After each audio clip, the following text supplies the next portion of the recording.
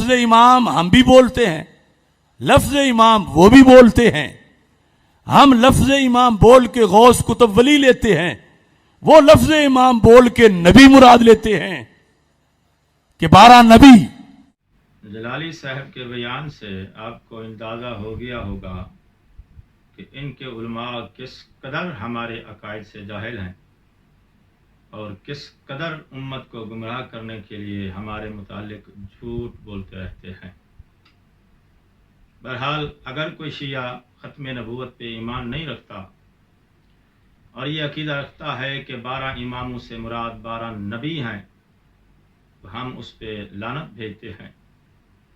और जो मुल्ला लोग इस किस्म का प्रोपेगेंडा करते हैं हमारे बारे में और झूठे अकायद की निस्बत देते हैं, हम उन पर भी 1000 बार लानत भेजते हैं। अब रही ये बात कि कौम शिया का जो अकीदा इमामत है, इससे मुराद क्या है, तो इससे मुराद है हुकूमत इलाहिया। बरोज़ महशर हुकूमत के मुताल्लिक भी सवाल होगा और हुकूमत के बारे में हम कौम शिया का अकीदा ये है कि इस्लाम में गैरुल्लाह की हुकूमत जायज़ नहीं है। इस धरती पे इन बंदों पे हुकूमत करने का हक सिर्फ अल्लाह ताला का है। ला हुक्मा इल्ला लिल्लाह वलिल्लाहि मुल्कुस समावाति वल अर्ज़। और इसके अलावा बहुत सारी आयात और अक़ली दलाइल इस अकीदे पर मौजूद हैं, लेकिन वो अपने बंदों की नज़रों से गायब है और जो हस्ती गायब हो वो अपना निज़ाम हमेशा खलीफों के वसीले से चलाता है। तो अल्लाह ताला ने अपनी हुकूमत के निज़ाम को चलाने के लिए 1.25 लाख अम्बिया और 12 इमामों को धरती पे अपना खलीफा और अपने बंदों पे हुक्मरान मुकर्रर किया है। हुक्मरान अगर बंदों का चुना हुआ हो तो हुकूमत बंदों की होती है, अगर अल्लाह ताला का चुना हुआ हो तो हुकूमत अल्लाह ताला की होती है। लिहाजा इनकी हुकूमत अल्लाह ताला की हुकूमत है, जिसका तसलसल जनाब आदम अलैहिस्सलाम की खिलाफत से लेकर इमाम महदी अलैहिस्सलाम की इमामत तक जाता है। और हुकूमत इलाहिया के इस तसलसल पे ईमान रखने को अकीदा इमामत कहते हैं। और यहाँ से इमाम की डेफिनेशन भी वाज़ेह हो गई। इमाम उस हुक्मरान को कहते हैं जिसको अल्लाह ताला अपनी हुकूमत के निज़ाम को चलाने के लिए खुद आप अपने बंदों पे हुक्मरान मुकर्रर फरमाए, चाहे वो नबी हो या ना हो।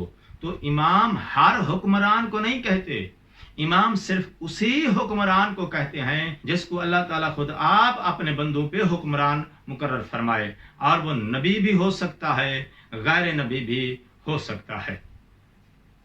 और जिसको अल्लाह ताला अपनी हुकूमत के निज़ाम को चलाने के लिए अपने बंदों पे हुक्मरान मुकर्रर फरमाए, अगर बंदे उसको तस्लीम न करें और हुकूमती इदारे और निज़ाम उससे छीन कर किसी और के हवाले कर दें और किसी और को अपना हुक्मरान मान लें, तो इससे वो अपने मनसब इमामत से माजूल नहीं हो जाता, बल्कि बंदे ऐसा करने से हुकूमत इलाहिया के दायरे से खारिज हो जाते हैं, जैसा कि इबलीस ने खिलाफत आदम अलैहिस्सलाम का इनकार करके हुकूमत इलाहिया के दायरे से खारिज हो गया था। जलाली साहब, आपको मालूम होना चाहिए इबलीस पे लानत इस वजह से नहीं आई थी कि वो जनाब आदम अलैहिस्सलाम के दीन का मुनकर था, क्योंकि लानत आने से पहले वो तो खुद उसी दीन का पैरोकार था जिस दीन पे जनाब आदम अलैहिस्सलाम को मबऊस किया गया था।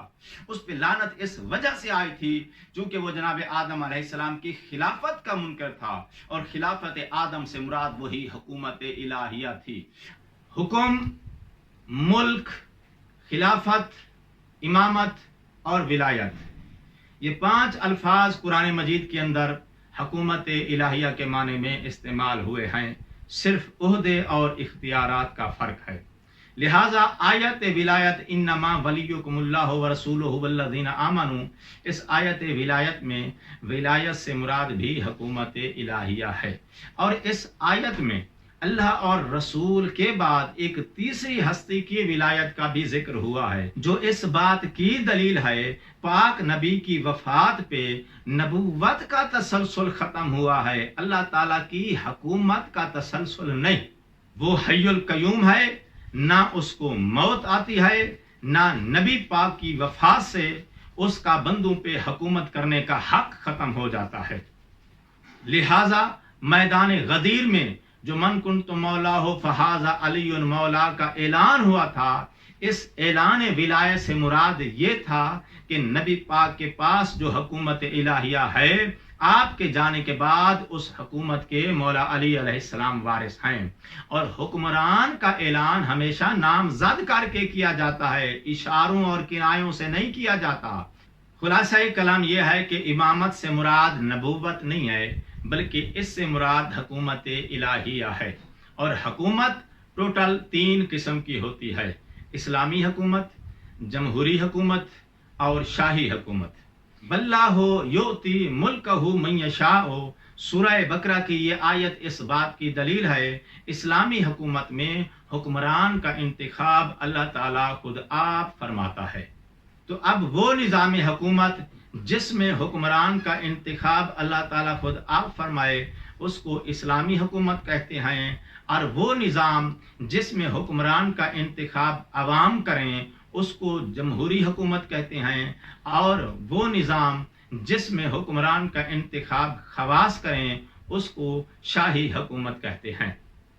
کچھ لوگ یہ سمجھتے ہیں کہ جمہوریت ہی اسلامی نظام حکومت ہے، تو ان کی اطلاع کے لیے عرض ہے، انڈیا میں بھی جمہوریت ہے، امریکہ کے اندر بھی جمہوریت ہے، اسرائیل میں بھی جمہوریت ہے۔ اس کا مطلب پھر یہ ہوا ان ممالک کے اندر بھی اسلامی نظام حکومت پایا جاتا ہے۔ میرے محترم، یہ 3 الگ الگ قسم کے نظام حکومت ہیں، اور ان کی بنیاد حکمران کو منتخب کرنے کا قانون اور طریقے کا الگ الگ ہونا ہے۔ ان 3 قسم کے نظام حکومت میں سے ہم اہل تشیع کا عقیدہ اسلامی نظام حکومت اور حکومت الہیہ پر ہے، اور ہم یہ عقیدہ رکھتے ہیں کہ اسلام میں غیر اللہ کی حکومت جائز نہیں ہے۔ اب جلالی صاحب، آپ بھی ذرا امت کو بیان فرمائیں نا، ان 3 قسم کے نظام حکومت میں سے آپ کس نظام پہ ایمان رکھتے ہیں؟ اگر آپ ہماری طرح اسلامی نظام حکومت اور حکومت الہیہ پہ عقیدہ رکھتے ہیں، اور آپ کا یہ ایمان ہے کہ اسلام میں غیر اللہ کی حکومت جائز نہیں ہے، تو پھر آپ کو ماننا پڑے گا حضرت ابو بکر رضی اللہ تعالی عنہ اسلامی حکمران نہیں تھے، کیونکہ ان کو نہ تو اللہ تعالیٰ نے حکمران منتخب کیا تھا، نہ نبی پاک نے نامزد کر کے اعلان کیا تھا، بلکہ ان کو اس وقت کی مسلمان عوام نے حکمران منتخب کیا تھا۔ تو وہ قانونی لحاظ سے ایک جمہوری حکمران تھے، جیسا کہ آج کے دور میں عمران خان صاحب ایک جمہوری حکمران ہیں۔ اور اگر آپ جمہوری نظام حکومت پہ ایمان رکھتے ہیں تو پھر اس کا مطلب ہے آپ اللہ تعالیٰ کی حکومت کے منکر ہیں، اور اسلام میں غیر اللہ کی حکومت کو جائز سمجھتے ہیں۔